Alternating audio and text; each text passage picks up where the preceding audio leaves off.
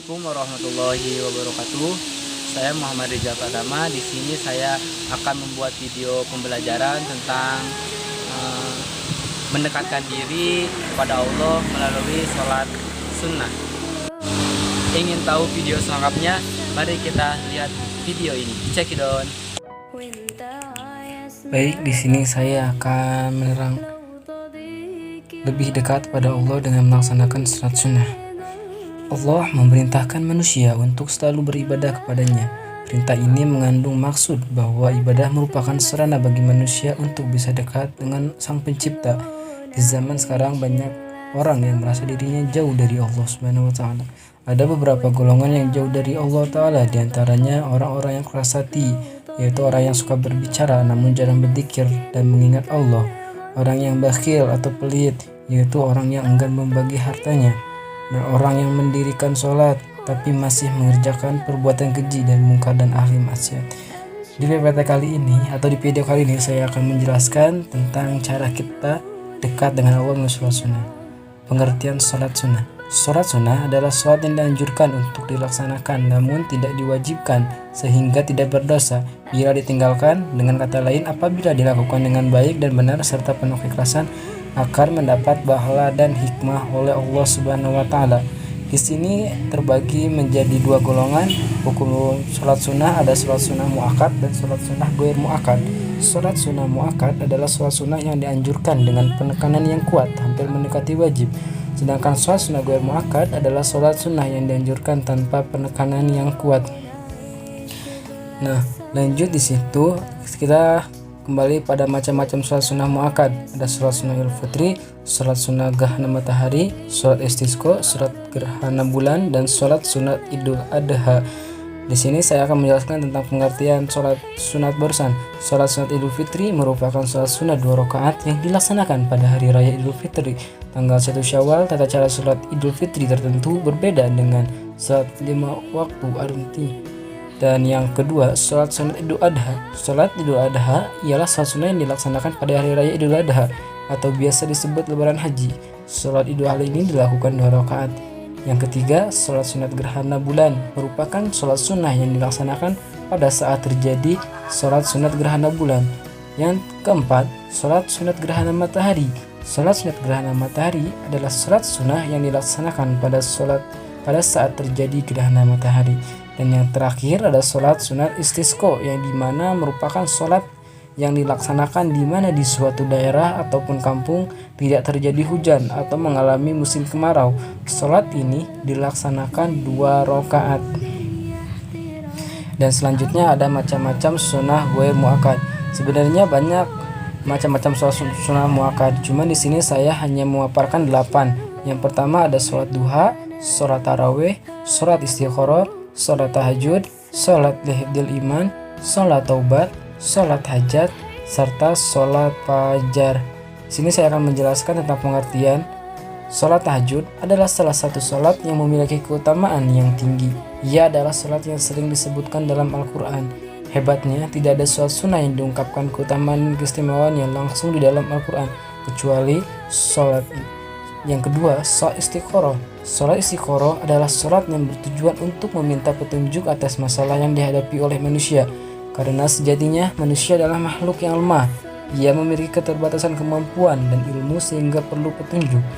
Ketiga, sholat taubat. Sholat taubat adalah salah satu langkah yang bisa dilakukan untuk memohon ampun dengan sungguh-sungguh pada Allah Subhanahu wa taala. Dosa yang begitu banyak dilakukan oleh umat Islam tentunya harus menyadarkan diri kita untuk memohon ampunan. Yang keempat, sholat duha. Sholat duha ialah sholat sunnah yang dilakukan seorang muslim ketika waktu duha. Waktu duha adalah waktu ketika matahari mulai naik kurang lebih 7 hasta sejak terbitnya, kira-kira pukul 7 pagi hingga waktu zuhur. Jumlah rakaat sholat duha minimal 2 rakaat dan maksimal 12 rakaat dan dilakukan dalam satuan 2 rakaat sekali salam. Yang kelima ada sholat tarawih. Sholat tarawih biasa disebut tarawih atau tarwih adalah sholat sunnah yang dilakukan khusus hanya pada bulan Ramadan. Selanjutnya ada sholat hifdzi iman. Sholat ini merupakan sholat sunnah untuk menguatkan iman kita agar tidak goyah. Sholat ini dilakukan 2 rakaat. Rakaat pertama membaca Al-Kafirun dan rakaat kedua membaca Al-Ikhlas. Selanjutnya ada sholat fajar. Sholat fajar ialah dilakukan sebelum sholat subuh. Seseorang apabila mengerjakan sholat fajar, itu pahalanya sama dengan menguasai dunia dan isi-isinya. Yang terakhir ada sholat hajat. Sholat hajat adalah salah satu sholat sunnah yang memiliki banyak keistimewaan. Sangat dianjurkan untuk siapa saja yang memiliki keinginan atau hajat agar mengerjakan sholat ini. Nah, di sini saya akan menjelaskan lagi tentang mendekatkan diri pada Allah melalui sholat sunnah. Banyak sekali cara mendekatkan diri kepada Allah, terutama melalui sholat sunnah. Yang melakukan amalan-amalan sunnah akan lebih banyak mendapatkan keberuntungan dan lebih tinggi derajatnya dari yang sekedar menunaikannya yang wajib. Apalagi seorang tak lepas dari kekurangan dan kealpaan saat melaksanakan amalan wajibnya. Orang yang menunaikan hal-hal yang wajib dengan sempurna berarti ia mencintai Allah. Sedangkan orang yang masih menambahnya dengan amalan-amalan sunnah, ia dicintai Allah Azza Jalla.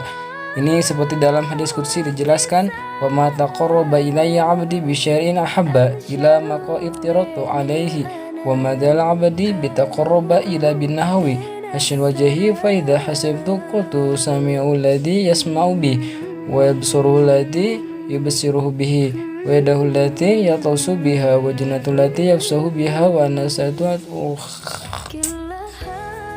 Dan tidaklah seseorang hamba kepadaku yang lebih aku cintai daripada apa-apa yang aku telah fardukan kepadanya. Hambaku terus menerus mendekat kepadaku dengan ibadah-ibadah sunnah hingga aku pun mencintainya.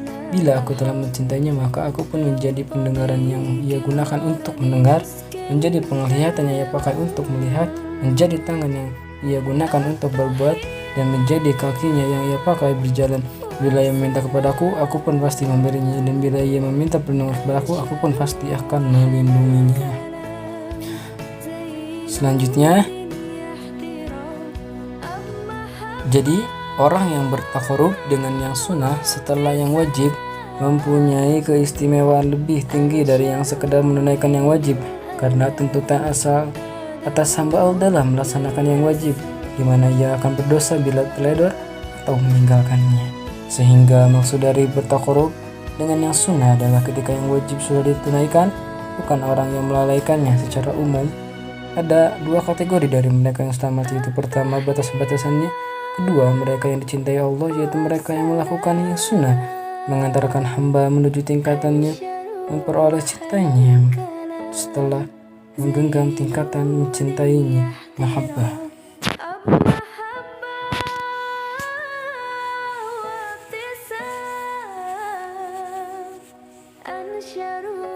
Ibnu Rajab Al-Hambali rahimahullah menyatakan bahwa para wali Allah Jalla yang dekat dengannya ada dua golongan.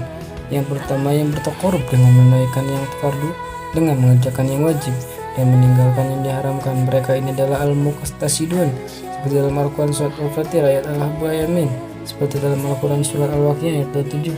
Menunaikan amalan wajib adalah semua hal yang paling utama, seperti ucapan Umar bin Khattab radhiyallahu an, amalan yang paling utama adalah menunaikan apa-apa yang Allah wajibkan dan menjauhi apa yang Allah haramkan, serta mempunyai niat yang benar dengan yang sunnah. Mereka berada pada tingkatan sabiqun muqarrabun yang bergegas melakukan yang sunnah dan bersikap poro setelah tidak melakukan hal-hal yang dimakruhkan. Hadis qudsi di atas, hambaku terus menerus mendekatkan kepadaku dengan ibadah-ibadah sunnah hingga aku pun mencintainya. Orang yang dicintai Allah akan diberikan untuknya kecintaannya dan ketaatannya padanya. Selalu zikir, ingat pada Allah dan mendapatkan kedudukan di sisinya. Amalan-amalan yang bersifat tambahan dari amalan yang wajib seperti sholat, zakat, puasa, haji ataupun umroh yang bermuatan sunnah bukan wajib.